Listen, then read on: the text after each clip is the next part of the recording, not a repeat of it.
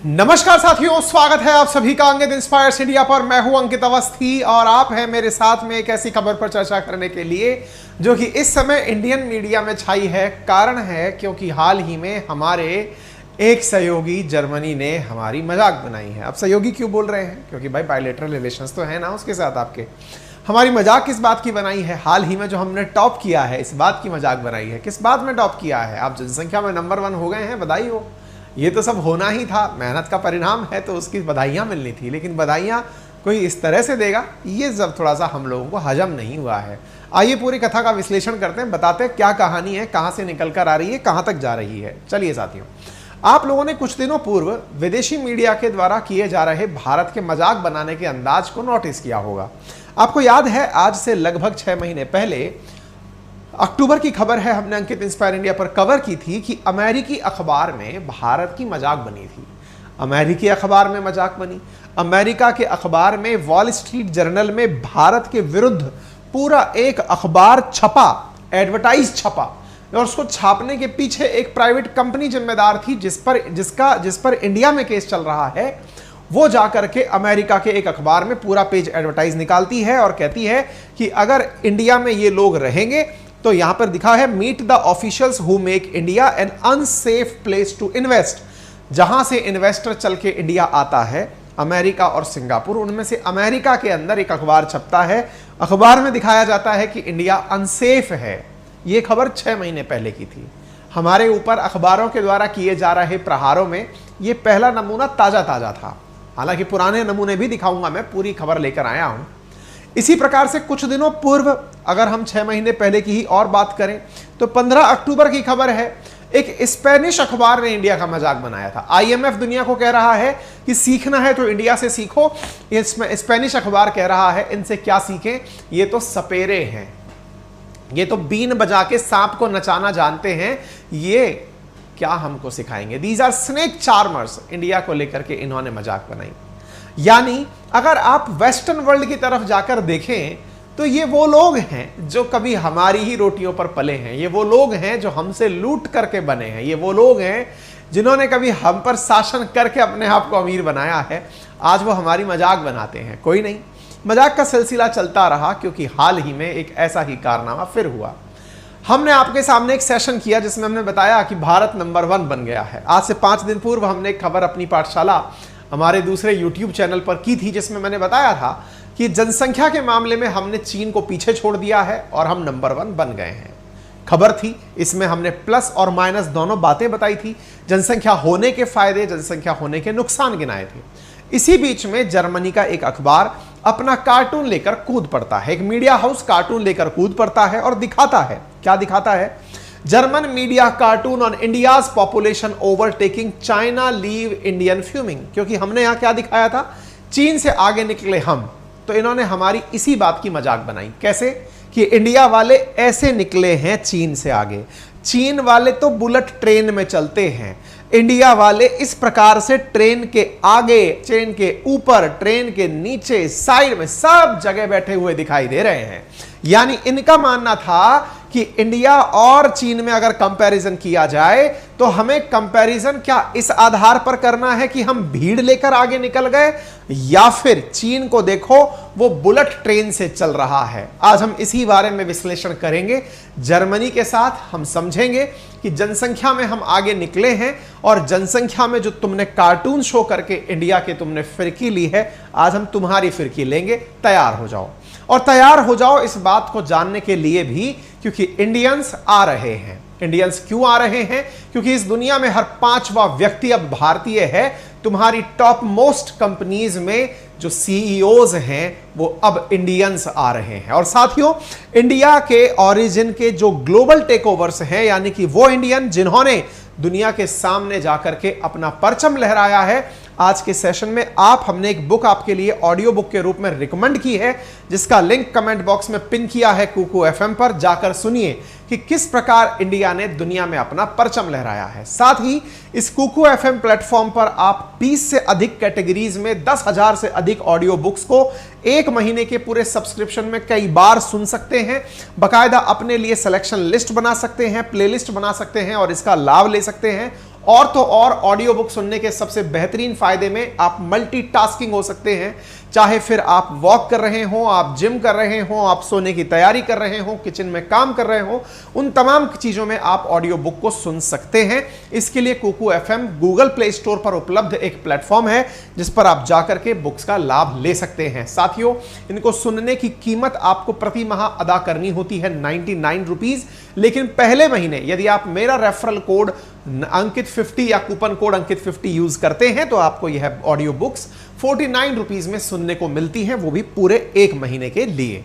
आगे बढ़ते हैं साथियों। तो जैसी कहानी अभी हमने सुनी कि इंडिया ने चाइना को टेक ओवर किया जनसंख्या के मामले में, हमसे मजे लेने के लिए जर्मन्स आ गए। उनका कहना था, इंडिया वालों खुश किस बात पर हो रहे हो? इस बात पर कि तुम्हारी जनसंख्या बढ़ते बढ़ते चीन से आगे चली गई है। यदि तुम्हें इस बात की खुशी है तो यह जान लो कि चीन जिस समय सुधर रहा होगा उस समय तुम्हारी जनसंख्या बढ़ रही होगी। तुम्हारी जनसंख्या एक समय पर इंडिया की जनसंख्या चीन को टेक ओवर करके ऊपर निकलेगी और ऊपर निकल करके यही जनसंख्या आगे चलकर इंडिया को दुनिया की सबसे बड़ी जनसंख्या वाला देश बनाएगी और चीन अपनी जनसंख्या पर कंट्रोल करके तुमसे आधी जनसंख्या का रह जाएगा। यह जानकारी हमें थी, इसमें कुछ भी नयापन नहीं है कि यह जानकारी हमें नहीं थी, हमें थी।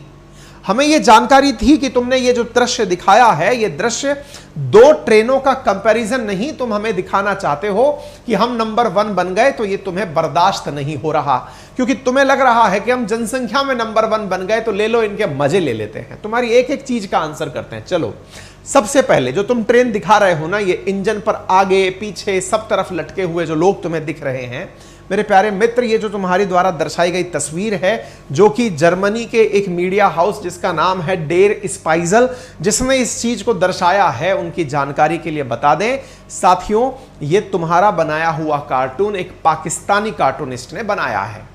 तुम्हारे यहां पर कोई पाकिस्तानी काम करता है, उसे भारत की तरक्की हजम नहीं हो रही। आप में से कुछ लोग कहेंगे, अच्छा जनसंख्या बढ़ने में भी तरक्की है क्या? अजी नहीं, जनसंख्या तो एक बहाना है, नेचुरल प्रक्रिया है, वो तो बढ़ के आगे आनी ही थी, कोई अचानक थोड़ी हुआ है।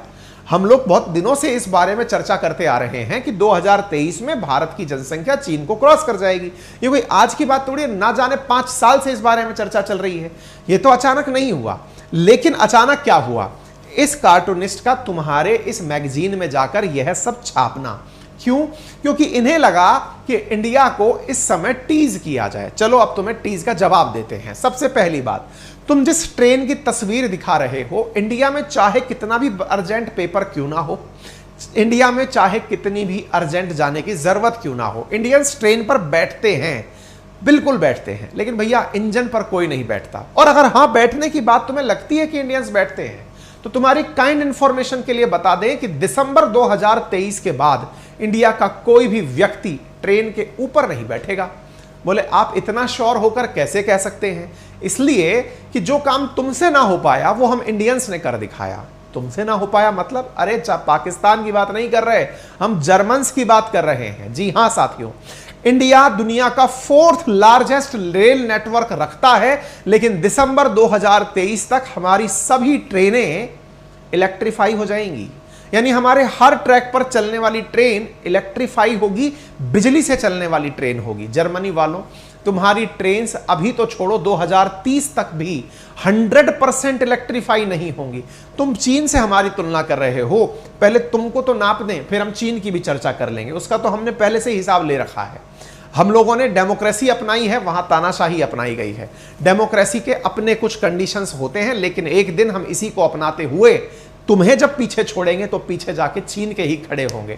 फॉर काइंड इंफॉर्मेशन जर्मनी वालों, इंडिया 4थी बड़ी इकोनॉमी बनने वाला है इसी साल के अंत तक, तुम्हें पीछे छोड़कर। शायद असल दर्द तुम्हारा ये है।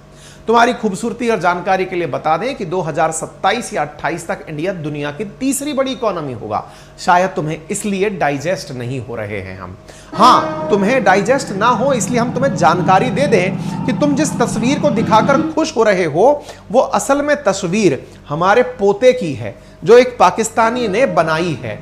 कारण यह है कि ये जो वीडियो दिखाई दे रहा है, ये ईद के समय का बांग्लादेश की फोटो है, जिसमें इंजन के आगे, इंजन के ऊपर और दाएं बाएं भी लोग बैठे हुए दिखाई दे रहे हैं। खैर, हम तो यह भी मानने को तैयार हैं कि यह सब हमारी आबादी है। अरे डेयरिंग तो देखो भाई, इंजन के आगे बैठने की हिम्मत है।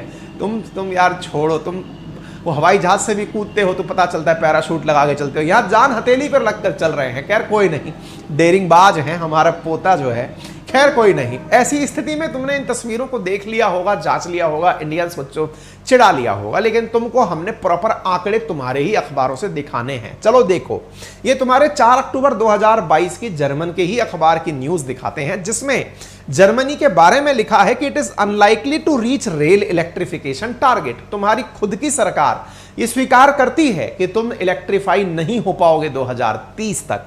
ऐसी स्थिति में तुम इंडिया की खबर सुन लो। इंडिया में अभी तक 14 राज्य और यूनियन टेरिटरी 100% इलेक्ट्रिक हो चुके हैं अपनी रेलवे नेटवर्क को लेकर। और तो और हम लोग यहां पर दिसंबर 2023 तक इंडिया के सभी रेलवे ट्रैक्स को 100% इलेक्ट्रीफाई कर देंगे। अरे चीन से हमारा कंपैरिजन कराते हो, जरा खुद की गिरेबान में तो झांक लो। तुम्हारा जो डर है ना वो हमें दिखाई पड़ता है। अरे तुम्हारा छोड़ो, तुम्हारी मानसिकता वालों के डर को हम जानते हैं। तुम्हारी मानसिकता में एक बार हमारा मजाक इस तरह बनाया गया था, क्योंकि हमने तुम्हारे घरों में सेंधमारी कर दी थी। तुम्हारे जो हाई एंड जो एटीट्यूड के केसेस हैं कि भाई स्पेस में जाना है तो सूट बूट के लोग ही जाएंगे। एक बार न्यूयॉर्क टाइम्स ने, साथियों अमेरिका का अखबार है, उसने इंडिया की मजाक कुछ इस प्रकार से बनाई थी जब इंडिया ने अपना मार्स मिशन लॉन्च किया था। यह वेस्टर्न वर्ल्ड की बहुत बहुत पुरानी आदत है। इनके अंदर इतना ज्यादा सुपीरियरिटी कॉम्प्लेक्स है कि ये हमें हर कदम पर नीचा दिखाने का प्रयास करते हैं। साथियों यह बात सत्य है कि इंडियंस को अगर किसी भी प्रकार से झुकाना है तो उनको खुद के ऊपर लो कॉन्फिडेंस क्रिएट कर दो। उन्हें बार बार ये टीज कर दो कि तुम तो कुछ नहीं हो, तुम तो कुछ नहीं हो। ये काम इन्होंने लंबे समय तक मैकाले शिक्षा पद्धति से किया है। भारत इस समय पुनर्जागरण के दौर से गुजर रहा है। हर भारतीय अपने इतिहास को जानने के प्रति जिज्ञासु हो रहा है। भारतीयों में अपने आध्यात्म को, भारतीयों में अपनी विविधताओं को, भारतीयों में अपने इतिहास को जानने की जो जिज्ञासा पैदा हुई है, इससे असल मायने में इन लोगों के अंदर एकदम सांप लौट रहे हैं। असल में अमेरिका जैसे देश ने हमारी मजाक न्यूयॉर्क टाइम्स अखबार से बनाई। कैसे? एक कार्टूनिस्ट ने कार्टून छापा जब इंडिया ने मार्स मिशन लॉन्च किया। इंडिया को इस प्रकार से दिखाया कि हम एक फार्मर की भूमिका में आते हैं और फार्मर की भूमिका में आकर चप्पल पहनकर भैंस हाथ में लेकर और नॉक नॉक करते हैं कि हमें एलीट स्पेस क्लब में शामिल कर दो, क्योंकि हमने मार्स पर मिशन भेज दिया। कोई बात नहीं, हमने मार्स पर मिशन भेजा, तुमने मजाक बनाई, हमने अपने द्वारा प्रतिकार भी किया इस बात का, और फाइनली तुमने माफी भी मांगी, पर माफी से कुछ होने वाला नहीं था। जब एक इंडिया के ही अखबार ने तुम्हारी असल में मजे लिए तब हमें शांति मिली। साथियों खबर है आज से 6 साल पुरानी। इंडिया ने 104 सैटेलाइट एक ही बार में अपने एक ही रॉकेट से लॉन्च किए। इंटरेस्टिंग बात यह थी कि उन सैटेलाइट्स में इन्हीं एलीट क्लास के लोगों के सैटेलाइट्स भी थे जो अंतरिक्ष छोड़ने भेजे गए थे। तब टाइम्स ऑफ इंडिया ने इनकी फिरकी ली थी और कहा था कि देखिए अंदर बैठा हुआ है वही व्यक्ति जो एलीट स्पेस क्लब में आना चाहता है, और अपने अपने रॉकेट लेकर ये सब सूटेड बूटेड लोग गेट बजाकर इंडिया से कह रहे हैं कि हमारे रॉकेट से, हमारे सैटेलाइट्स को अपने रॉकेट से छोड़ दीजिए। ये समय का चक्र है। ये तय है कि हमने पहली बार सैटेलाइट एक बैलगाड़ी पर लाद कर लेकर गए, फिर छोड़ा था। लेकिन ये याद रखो 75 साल की आज़ादी के भीतर हम तुम्हारी बगल में आकर खड़े हो गए हैं, और जिस द्रुत गति से हम जा रहे हैं, जिन्होंने कभी हम पर शासन किया था वो टॉप 10 में कहीं दिखाई नहीं पड़ रहे हैं। विचार करो, इतने साल की अधीनता, हमने 200 साल अंग्रेजों की अधीनता रखी और उससे भी कई गुना साल हमने विदेशी आक्रांताओं का शासन अपने यहां रखा। उसके बावजूद भी आज इंडिया दुनिया की 5वीं बड़ी इकोनॉमी है। माना हमारी पर कैपिटा इनकम कम है, लेकिन हम लोग कंधे से कंधा मिलाकर एक दिन एक बांस का इतना बड़ा गुच्छा बना लेंगे ना कि तुम्हें तो सोच मतलब छोड़ेंगे नहीं। खैर, इसके साथ साथ साथियों फिर इंडिया की तरफ से भी रिएक्शन आया, और इंडिया के पॉलिटिशियंस ने जब रिएक्शन दिया तो उन्होंने कहा कि समझ में आता है कि तुम्हारा दर्द लाजमी है, क्योंकि तुम्हारा दर्द असल में इस बात का है कि इंडिया जल्दी ही तुम्हें टेक ओवर करके 4th बिगेस्ट जीडीपी बनने वाला है। भारत सरकार की तरफ से सांसद और मतलब विदेश मंत्री टाइप के जो लोग थे, उप राज्य मंत्री, उनके द्वारा ये बयान दिए गए। ठीक है, लेकिन भारत के द्वारा ये टिप्पणी भी की गई कि इंडिया के मिनिस्टर ने साफ साफ कहते हुए डेर स्पाइगल मैकल से कहा कि तुम लोग इस तरह से दिखाकर एक रेसिस्ट प्रकार का हमारे साथ बिहेवियर कर रहे हो, लेकिन ये तुम्हारे खून में है। तुम वो लोग हो जो लाखों लोगों को एक विशेष नस्ल का होने के कारण एक गैस चैम्बर में डालकर मार देते हो। तुम्हें याद होना चाहिए जर्मनी वालों, तुम्हें अपने ऊपर इतना घमंड था कि तुमने यहूदियों को एक गैस चैम्बर में सड़ाकर मार दिया था, गैस चैम्बर में घोट कर मार दिया था। तो तुम्हारे प्रति, अपने मन में तुम्हारे प्रति जो खुद को लेकर सुपीरियरिटी कॉम्प्लेक्स है वो हमें पता है, लेकिन इस सुपीरियरिटी कॉम्प्लेक्स को हम तोड़ेंगे, ठीक है ना। और वो कॉम्प्लेक्स तोड़ने के लिए हम निकल चुके हैं। जब तक तोड़ेंगे नहीं तब तक छोड़ेंगे नहीं, ठीक है। तो हम निकल चुके हैं, हमारी ट्रेन निकल चुकी है। और तुम्हारी जानकारी के लिए बता दें, तुमसे ज्यादा बुलेट ट्रेन बनाने की कैपेसिटी अब इंडिया वंदे भारत में रखता है। तुमसे ज्यादा चीजों में बढ़ने की तरक्की इंडिया रखता है। कोई नहीं, तुम्हारी हमको यह चैलेंज बर्दाश्त है। हम सब मिलकर लगे हुए हैं और इंडिया 4th लार्जेस्ट इकोनॉमी इस साल तुम्हें छोड़ करके ही बनने वाला है। चाहो तो इंडिया कहां से उठकर आया था देख सकते हो। जहां वर्ष 2000 तक इंडिया कहीं नहीं था, आज चलता हुआ इंडिया 2030 तक 3rd लार्जेस्ट इकोनॉमी भी बनेगा, वो भी तुम्हारी नजरों के सामने होगा। खैर, तुम्हारा दर्द लाजमी है, क्योंकि हमको लोगों ने इसी प्रकार टीज किया है और हमने कीर्तिमान बनाए हैं। हम वो हैं जिन्हें आप नीचा दिखाएंगे, हम नजरें उठाकर और आपको सिर से गिरा देंगे। साथियों, कुछ ऐसा ही हमारे साथ मौकरी बनाई गई थी हमारे पड़ोसी मुल्क के द्वारा, जिसने कोरोना को कभी बीमारी ही नहीं माना। उसने हमारी मजाक बनाई थी, कहा था कि इंडिया में वैक्सीन के हालात ये हैं कि इनके पास वैक्सीन है नहीं, बातें करते हैं। हमने इनको भी जवाब दिया था, जवाब हमने काम करके दिया था, क्योंकि इंडिया ने 200 करोड़ वैक्सीनेशन 18 महीने के रिकॉर्ड टाइम में किया था और साथ में दुनिया के 90 से अधिक देशों को वैक्सीन पैक करके भेजी थी कि तुम लोग भी यूज करो, जिसके चलते अमेरिका समेत दुनिया के IMF जैसी संस्थाओं ने भारत की तारीफ की थी। खैर, कोई नहीं, हम ये स्वीकार करते हैं कि तुम लोग हर बार हमारा मजाक बनाते हो। इंडिया के साथ जब अमेरिका न्यूक्लियर डील करने आया था तो भगवान शिव के नटराज प्रतिमा का बुश की प्रतिमा के साथ कंपैरिजन किया गया था। तुम लोग हमारी आस्था, हमारे विश्वास का मजाक बनाते हो और हम इन्हीं आस्था और विश्वासों के बलबूते हम तुम्हें पछाड़ते हुए आ रहे हैं। पछाड़ने में हम भारतीयों में बस एक चेतना का संचार जिस दिन हो जाए कि हमें नौकरी नहीं, हमें किसी की नौकरी नहीं, हमें अपने यहां लोगों को नौकर रखना है। जिस दिन भारतीयों में यह संचार हो गया, जिस दिन प्रत्येक भारतीय यह स्वीकार करने के लिए तैयार हो गया कि मैं एम्प्लॉयमेंट नहीं एम्प्लॉयर बनूंगा, मैं एम्प्लॉय नहीं मैं एम्प्लॉयर बनूंगा, जिस दिन भारतीय में यह विचार शुमार हो गया तो वो दिन दूर नहीं जब दुनिया वालों तुम हमारे यहां नौकरी करने आओगे। पर इसके लिए एक चेतना की आवश्यकता है, जिसका बीड़ा अंकित इंस्पायर इंडिया ने भी उठाया है और मेरे बहुत सारे साथी मित्र भी यही चेतना का संचार निरंतर कर रहे हैं। जिस अमेरिका ने हमारे साथ इस तरह का नटराज की शिवा की मूर्ति के साथ किया था, वो 26/11 के हमले पर बोलता है कि इंडिया ऐसा देश है जिसके पास न्यूक्लियर वेपन है, लेकिन उससे हमें शांति का एहसास होता है। माल्थस नाम का इकोनॉमिस्ट था जिसने हमारी मजाक बनाते हुए कहा था, इंडिया में जिस तरह पॉपुलेशन बढ़ रही है यह एक फेलियर नेशन होगा।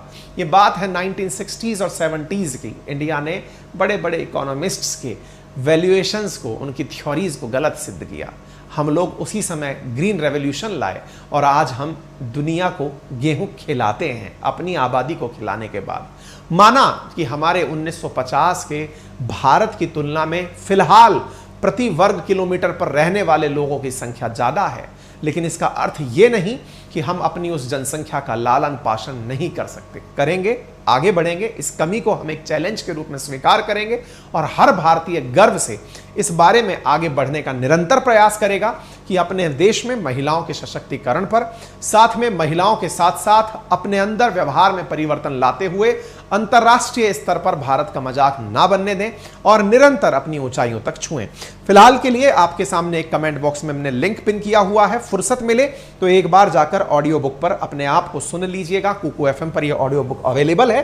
अंकित 50 रेफरल कोड लगाकर आप उसे सुन सकते हैं। और यदि आप चाहते हैं वाकई में भारत का इतिहास, भारत की राज व्यवस्था, भारत की ज्योग्राफी जानना, तो आपका स्वागत है अपनी पाठशाला पर। मेरे प्यारे साथियों, अपनी पाठशाला मेरा अपना एप्लीकेशन है जहां पर फिलहाल हिस्ट्री, ज्योग्राफी, पॉलिटी, इकोनॉमी चारों सब्जेक्ट 1999 में उपलब्ध कराए जा रहे हैं। फिलहाल वहां पर इंडियन ज्योग्राफी शुरू होने वाली है, नया बैच शुरू होने वाला है।